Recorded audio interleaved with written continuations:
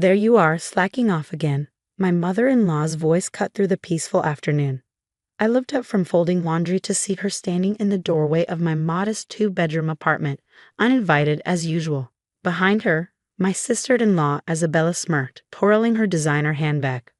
"Hello, Margaret," I said politely, continuing to fold my husband Daniel's work shirts.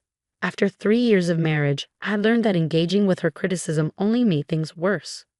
"Well, since you're not doing anything important," Margaret continued, making herself comfortable on my couch without asking, "I came to discuss the annual family vacation to Pine Lake Cottage." My heart sank. Every year, the family spent 2 weeks at Margaret's mother's old cottage by the lake, and every year, I was conveniently excluded. "Mom's planned everything perfectly," Isabella chimed in, examining her manicured nails. "We're having the chef from Le Blanc cater this time. You remember him, right? From my engagement party that you couldn't attend." Of course I remembered. I wasn't invited to that either. About the vacation, Margaret said, her voice dripping with false sympathy, "I'm afraid it will have to be family only again this year. You understand, don't you? It's tradition." I glanced at the family photo on my wall. Daniel and me on our wedding day. "I am family," I said quietly. "I've been married to Daniel for 3 years." Margaret's face hardened. "Marriage certificates don't make real family, dear. Blood does. And speaking of Daniel, he agrees it's best if you stay home. He needs time with his real family." I felt my chest tighten. Daniel had been distant lately, working late hours and barely talking to me. Now I knew why. Besides, Isabella added with a sweet smile that didn't reach her eyes, "Someone needs to water the plants and feed the cats while we're gone. We'll be leaving next Friday." After they left, I sat among the half-folded laundry, fighting back tears. Daniel came home late that night, smelling of expensive whiskey. "Your mother stopped by," I said as he loosened his tie. "About the family vacation." He wouldn't meet my eyes. "Look, Emma, it's just easier this way. Mom gets stressed when outsiders are there. It's only 2 weeks." "Outsiders?" I echoed. "I'm your wife." "You know what I mean," he mumbled, heading for the shower. "Don't make this difficult." The next morning, Daniel left early for work. I called in sick to my job at the library and drove to their house, determined to drop off the stack of books Isabella had borrowed months ago and never returned. Margaret was probably at her yoga class, and Isabella would be at her very important social media influencer job. The spare key was still hidden under the garden gnome. Inside, the house was silent except for the tick of the antique grandfather clock. I headed upstairs to Isabella's old room, now her content creation studio, where she filmed makeup tutorials. The books weren't on her shelves. Sighing, I remembered Isabella mentioning storing some things in the attic when she converted her room. I found the pull-down attic stairs and climbed up, phone flashlight in hand. The attic was a maze of dusty furniture and boxes. In one corner, I spotted a box labeled Bella's Books. But as I reached for it, something else caught my eye. A small pink diary with a broken lock, half hidden under an old quilt. I recognized it immediately. Isabella had carried it everywhere when she was younger, writing in it obsessively. Daniel used to tease her about it. My hands trembled as I picked it up, knowing I shouldn't read it but unable to resist.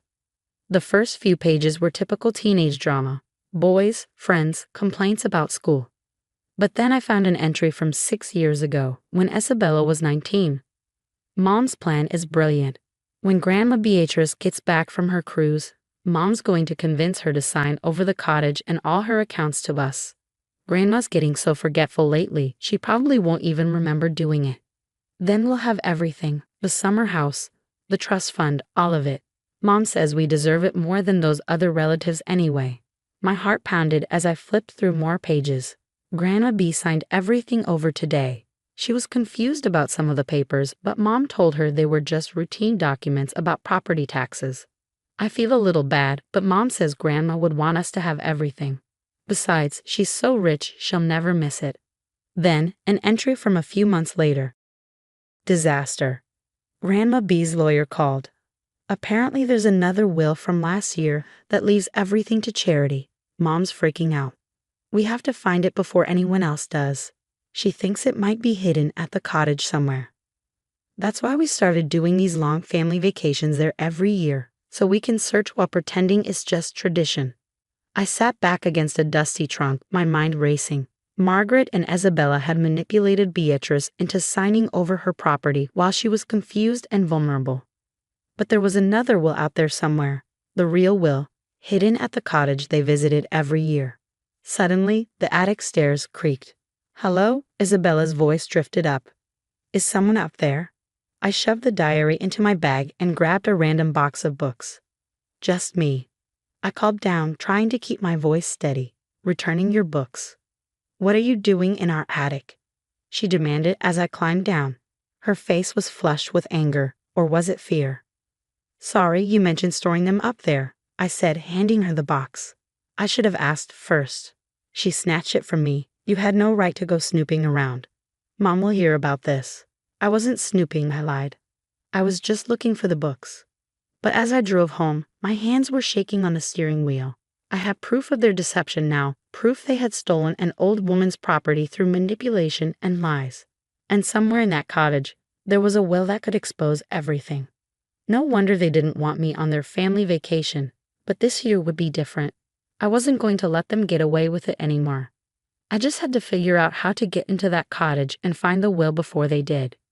That evening, I carefully photographed every page of Isabella's diary before hiding it in my desk drawer. Then I did something I'd been avoiding for months. I called my husband's grandmother, Beatrice. The phone rang 4 times before a bright voice answered.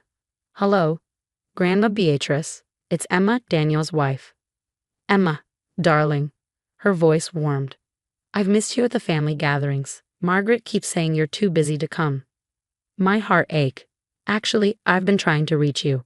Are you free for lunch tomorrow?" "Of course. But let's not tell Margaret. She gets so fussy about my schedule these days." The next day, I met Beatrice at a small cafe far from Margaret's usual haunts. Despite Isabella's diary entries about her being forgetful, Grandma B was sharp as ever. "Something's troubling you," she said after we ordered. "I can see it in your eyes." I took a deep breath. "Do you remember signing any papers for Margaret last year, about the cottage or your accounts?" Beatrice's face darkened. She said they were routine property documents. "But lately, I've noticed I can't access some of my accounts." When I asked about it, Margaret said she's protecting my assets. "There's something else," I said carefully. "Did you make a will last year, before signing those papers?" "Yes." Beatrice's eyes lit up. "With my old lawyer, Mr. Patterson. I left most everything to charitable foundations." Margaret was furious when she found out. But then Mr. Patterson retired suddenly, and the will disappeared from his office. I showed her the diary photos on my phone. As she read, her hands began to shake. "Those manipulative," she whispered. I knew something was wrong, but I never imagined. She looked up at me. "The real will is still out there. I hid a copy at the cottage before Margaret started controlling everything." "Where exactly?" "In my old writing desk. There's a false bottom in the top drawer. But they've never let me visit alone since then." I reached across the table and squeezed her hand. "I'm going to help you make this right." "Be careful, dear," she warned. "Margaret's more dangerous than she appears." Back home, I found Daniel waiting. "Isabella said you were snooping in our attic," he accused. "Is that what she told you?" I kept my voice calm. "I was returning her books. Mom thinks you should stay with your sister while we're at the cottage. 2 weeks apart might do us good." I studied my husband's face, the man I'd fallen in love with, now a stranger under his mother's influence. "Actually, I need to visit my grandmother next week. She's been ill." Daniel looked relieved. "Perfect. That works out better for everyone." After he left for work the next morning, I called my friend Olivia, who worked at the same country club as Margaret. "I need a favor." An hour later, Olivia texted, "Overgird your MIL changing her plans. They're leaving for the cottage this Friday instead of next week. Something about taking care of business before the real vacation starts." They were moving up their plans. I had to act fast. I packed a small bag and drove to the cottage Thursday night, using the spare key Beatrice had given me during lunch. The old lake house was dark and silent, moonlight reflecting off the water. Inside, I found the writing desk in Beatrice's old study. Heart pounding, I felt along the top drawer until I found the catch for the false bottom. Suddenly, car headlights swept across the windows. I grabbed the envelope from the hidden compartment just as a key turned in the front door. The lawyer said someone's been asking questions. Margaret's voice carried down the hall. We need to find that will tonight. I tucked the envelope into my jacket and slipped behind a heavy curtain, barely breathing as footsteps approached. Check everywhere, Margaret ordered. That interfering girl must have found something in the attic. Why else would she visit Beatrice? Mom, Isabella's voice wavered. Maybe we should just tell the truth. And lose everything. The money, the cottage, our reputation. Keep searching. I pressed myself against the wall as they moved around the room. Isabella opened the desk drawer right in front of my hiding spot. The false bottom's been opened, she gasped. Someone's already been here. Margaret swore. Call your brother. Tell him to keep his wife away from the house when she returns. I don't care what he has to do. My blood ran cold. What exactly were they suggesting Daniel do? They searched for another hour before giving up. After their car disappeared down the drive, I waited an extra 15 minutes before creeping out. The envelope contained exactly what Beatrice had promised, her real will, leaving the cottage and most of her fortune to various charities, with only modest provisions for her family. There was also a letter describing how Margaret had pressured her into signing over her assets. But as I drove home in the dark, my phone buzzed with messages from Daniel. Where are you? Mom said you're causing trouble. Come home now. We need to talk. I didn't reply. Instead, I called Beatrice. I found it, I whispered. But they know someone has it. They want Daniel to keep me away from the house. Don't go home, she said firmly. Come to me. I've already called Mr. Patterson. He's coming out of retirement for this case. I turned onto the highway, the precious envelope safe beside me. Behind me, headlights appeared. A car moving too fast, getting closer. I recognized Daniel's BMW. I have to go, I told Beatrice, my heart racing. Someone's following me. The real showdown was about to begin. Daniel's BMW kept pace behind me, flashing its high beams. My phone buzzed repeatedly with his calls. I knew if I pulled over, Margaret and Isabella wouldn't be far behind. Rain started falling as I took the exit toward Beatrice's gated community. Daniel was still on my tail, but now another car had joined him. Margaret's silver Mercedes. My hands trembled as I punched in the security code Beatrice had given me. The gates opened painfully slowly, and I scraped through just before they closed, leaving Daniel and Margaret trapped outside. Beatrice was waiting at her door with an elderly man I assumed was Mr. Patterson. Get inside quickly, she urged. We washed through the windows as security turned Daniel and Margaret away. My phone kept ringing. Perhaps you should answer, Mr. Patterson suggested. On speaker. I took a deep breath and accepted the call. Where's the will? Daniel demanded. Safe, I replied, with its rightful owner and her lawyer. Don't be stupid, Emma, Margaret's voice cut in. She was obviously with him. Think about your marriage. Think about your future. I am thinking about my future, I said firmly, and I won't let you threaten me or steal from Beatrice anymore. Steal? Daniel sounded genuinely confused. What are you talking about? Ask your mother about the documents she tricked Grandma Beatrice into signing. Ask Isabella about her diary entries describing the whole plan. There was a long pause, then muffled voices arguing. Those documents were legal, Margaret protested. Beatrice signed them willingly. While you were hiding the existence of her real will, I countered. The one that leaves everything to charity, the one you've been searching the cottage for. Daniel, Beatrice spoke up. Come inside. Alone. It's time you learned the truth about your mother's schemes. We waited tensely until Daniel appeared at the door, soaked from the rain. His face was pale as he read Isabella's diary entries and the letter Beatrice had hidden with her will. All those times you excluded Emma, Beatrice said softly. All those family-only vacations. They were just cover for searching the cottage, weren't they? Daniel sank into a chair. I didn't know, he whispered.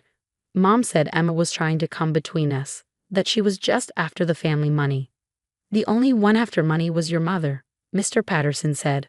These documents she had Beatrice sign would have left you all quite wealthy, at the expense of several children's hospitals and research foundations Beatrice has supported for years. Headlights appeared in the driveway again. Isabella's car this time. But she wasn't alone. A police car pulled in behind her. I called them, Isabella said when she came inside, avoiding her mother's furious glare. I couldn't live with the guilt anymore. I've given them my statement about everything Mom did. Margaret was arrested that night for elder abuse and financial fraud. Mr. Patterson filed papers to void all the documents she had manipulated Beatrice into signing. The next morning, Daniel and I sat in our apartment, the silence heavy between us. I should have trusted you, he said finally. Instead, I let Mom poison everything. Yes, you should have, I agreed. Your mother's actions were terrible, but you chose to believe her lies about me. He nodded slowly. I know sorry isn't enough, but I want to try to make things right, if you'll let me. It will take time, I said. And counseling. Both of us together. Anything you promised. I won't let anyone come between us again. 1 month later, we all gathered at the cottage. Daniel, Isabella, Beatrice, and me. Margaret was awaiting trial, her scheme exposed to everyone. I'm selling the cottage, Beatrice announced over lunch on the deck. The money will go to the children's hospital, as I always intended. Good, Isabella said. It's time for a fresh start. But Beatrice continued with a twinkle in her eye. I've bought a new lake house just down the shore. Big enough for all my family to vacation together. She smiled at me. No more family-only events. From now on, we make memories together. That evening, as Daniel and I walked along the beach, he asked, Do you think we'll be okay? I watched the sunset reflecting off the lake, thinking about everything that had happened. The past months had been hard, but they'd also shown me my own strength and revealed who my true family was. Yes, I said, squeezing his hand. I think we will be. Isabella was setting up a bonfire with Beatrice, both of them laughing about something. No more secrets, no more schemes, no more exclusion. Just family, real family, enjoying each other's company. Sometimes the truth hurts when it comes out. But as I watched the people I loved gathered around the growing fire, I knew it had set us all free.